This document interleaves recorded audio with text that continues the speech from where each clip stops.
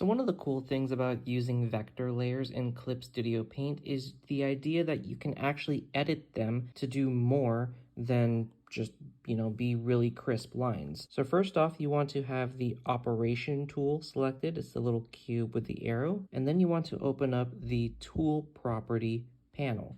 You can actually find that by going up to Window and then clicking Tool Property. Now, yours may look different to mine, but they usually have the basic amount of features like the color and the brush size. So you can actually, if I'm going to drag the brush size up and down, you can actually edit the brush lines in real time. Another thing you can do is change the color.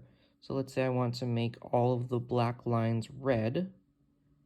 It automatically changes it. Like I didn't even need to hit OK. Like if I go to blue, it automatically updates to blue and green and so on and so forth. You can also change the brush shape. Now this highly depends on what you want for the final product, because the actual set of brush types are actually limited, but you can change things from one type of line to another. So let's say we want to change my lines to dotted lines. I click that, and it changes all of my lines to the dotted line, which is pretty cool. Here's something that actually is pretty cool that I don't think a lot of people know about. One of the things that I always teach is that anime studios will convert pencil lines into these pixeled alias lines, and that way you can color everything in up to every single crevice without having to worry about transparent pixels or weird overlap or whatnot. But people always ask, how do you convert them back?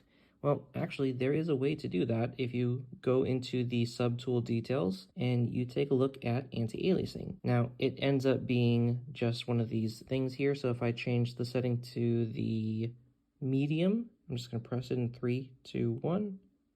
It automatically changes it without me having to really do anything because it's a vector layer. And if I want to change it back to the no anti-aliasing, all the lines are now pixeled again. And it's one of those really cool things where you don't really need to overthink a lot of things because Clip Studio just has a lot of these features built in.